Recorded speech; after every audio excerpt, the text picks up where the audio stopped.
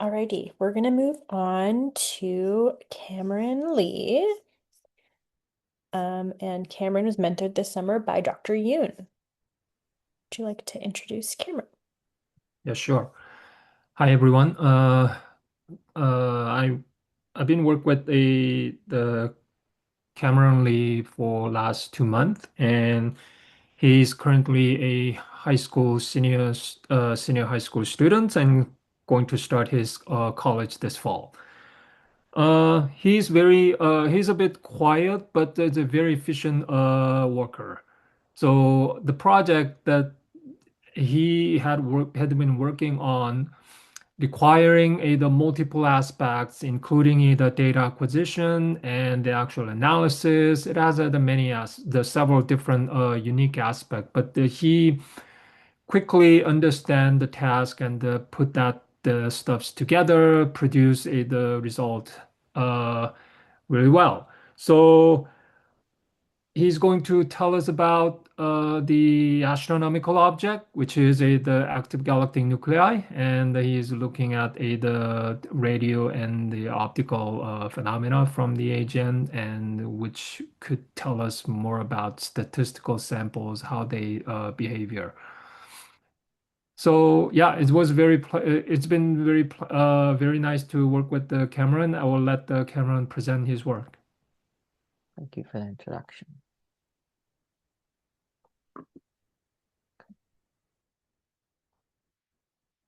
Um, Right.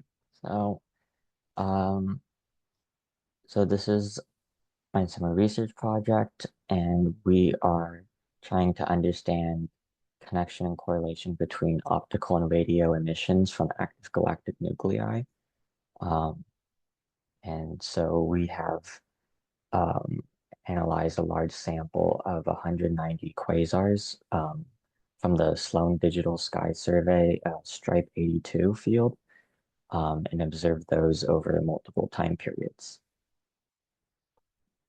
Um, so the subject, eight, these quasars are very bright AGNs, active galactic nuclei, with very intense radiation that comes from material falling into the black hole.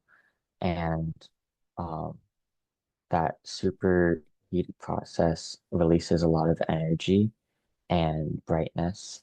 And so um, we are taking um, data from those spectrums and analyzing it to see if there's a correlation. Um, and just a note is active galactic nuclei, kind of like active volcano. These in particular are ones that are um, have the process of accretion of um, pulling in material and releasing all this energy and light. Um, so like volcanoes, like a active volcano versus a dormant one. So Cameron, the I hate yes. to interrupt you. I think we're still just seeing your title slide in the Oh, screen share. okay. Sounds like you're advancing your slide, so there we go. Oh, sorry. Let me put it. This is what I was just talking about on. So here's a model of um, what uh, the AGN quasar looks like. Um, you have an accretion disk and the black hole in the center, and it's pulling in material and then releasing uh, light and energy in the electromagnetic spectrum. Okay. So our leading questions and the objective of this research is to measure correlation um, from the optical and radio emissions to try and get an understanding of how these might be correlated, or if they're correlated at all. There, if and then from that, this research can go further and evolve into an understanding of why it's connected, or what this really means in an astronomical perspective. So our data set of 190 confirmed quasars in the Stripe 82 region, imaged by the Sloan Digital Sky Survey. And on the right, we can see a kind of visualization of the survey. I'm sorry, I don't know how to get my speaker notes to work with this.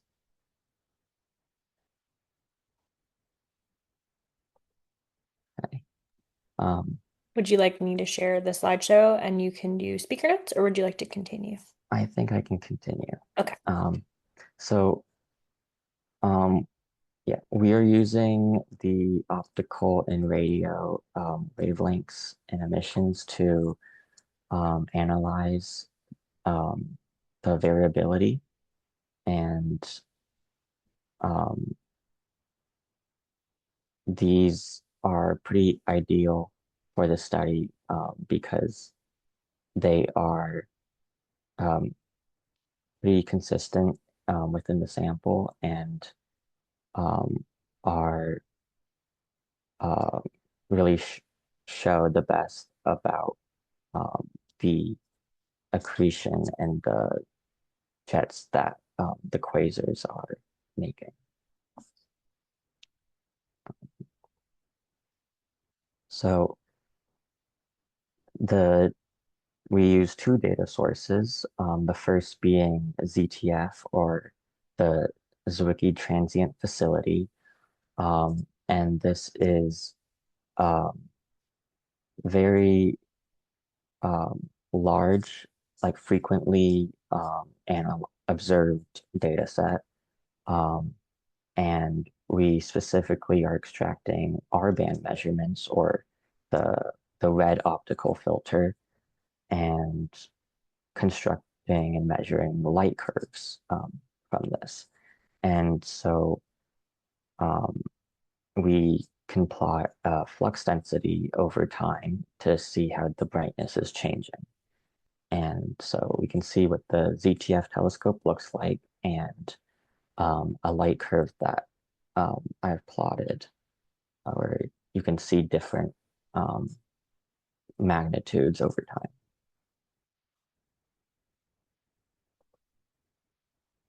And then for a second data source, we have VLOS, or the Very Large Array Sky Survey. And this provides a high sensitivity radio data at 3 gigahertz. And we have 4 different epochs that the VLOS can give us. And we can compare this against our ZTF light curves to look for that variability and correlation.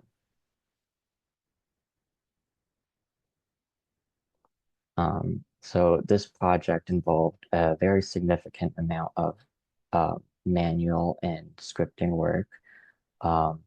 We had to query the databases for each 190 objects, and each database, so 2 of them.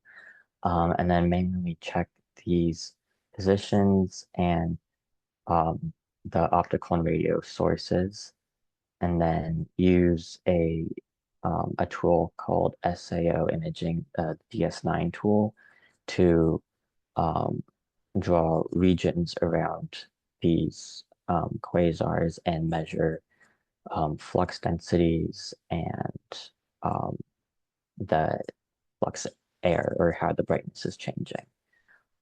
So this required a lot of scripting work too, and some of the libraries that were used was like AstroPy and Matplotlib. Um, and so uh, on the right, there's just a sample of our data set. And it's a lot of numbers. And it took a lot of work to um, then plot these numbers and start seeing correlations. Okay. So an important aspect of the study is the temporal cadence, and um, the ZTF data set, we can see many observations, and um, they are, so we can get a dense overview of um, the like light magnitude, whereas the VLOS data set is observations that are about 3 years apart. And for each object, there's only about 3 or 4 of those observations. So when we were comparing very rapid optical variability with just 4 radio flux points. So we use clustering to group the ZTF data um, to kind of observe their overall behavior and give us a better visual understanding of any of correlation.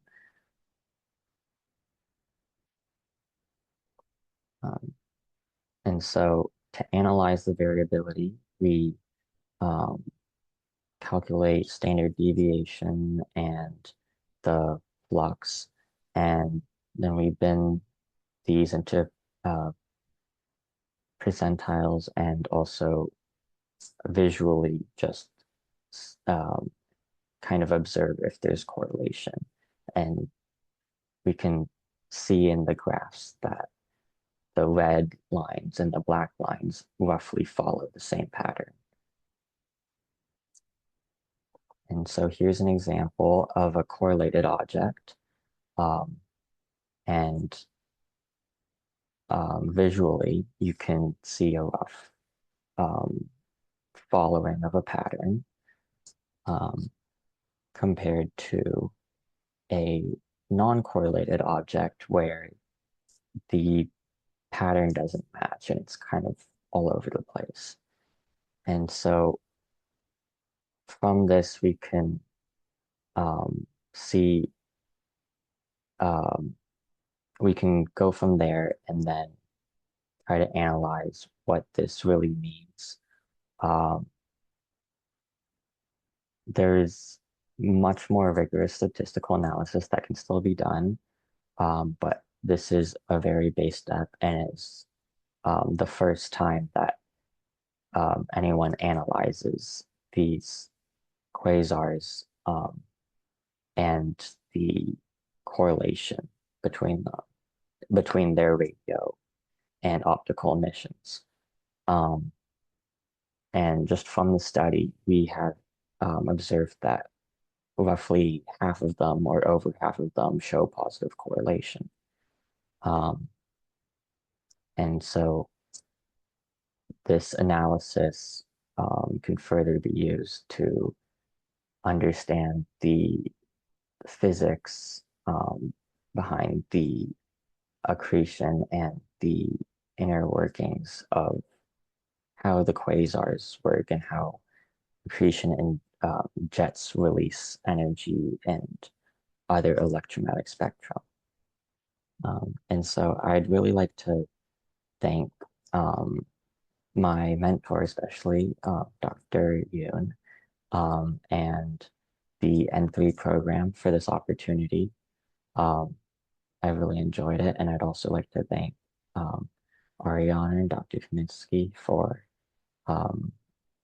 answering my questions and really helping me through the program.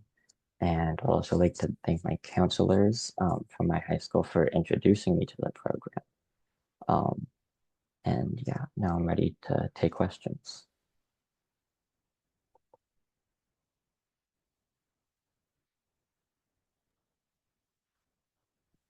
Thanks, Cameron. We have a question right off the bat from Lynn. Were there any quasars that showed negative correlation? Yes, in the second example that was shown, maybe I should share my screen again.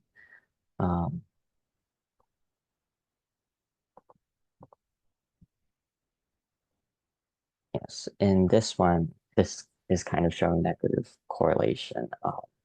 The lines just don't follow the same pattern in like sign or anything, as opposed to like one like this where it's very clear that it's kind of following the same pattern.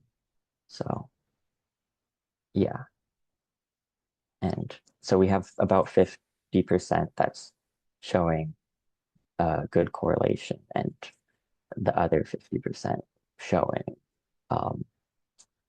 no clear correlation.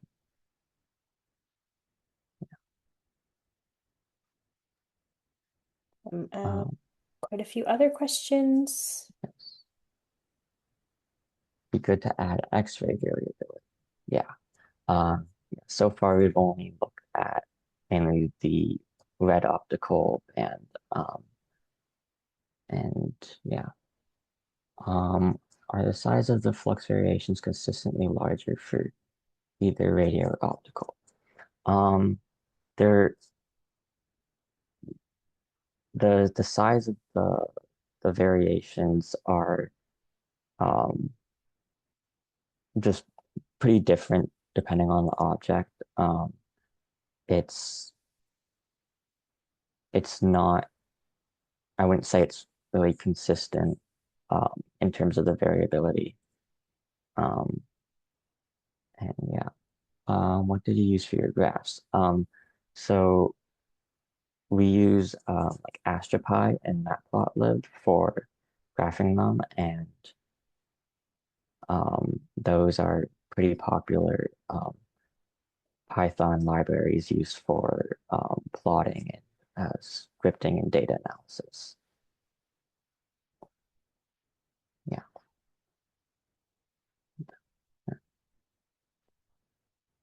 Are there any unexpected outcomes? For this project, there isn't really an expectation on the outcome. It's really just initial research on basically what to expect, and from there, like what we can research about these quasars. This is really just an initial step on what direction we can take this research in. And so there really was no expectation. It's more just observation and analysis work.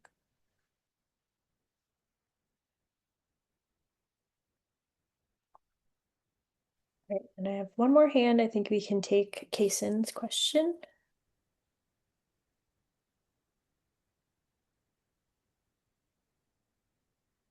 Kaysen, did you have a question, or should we move on to the next person?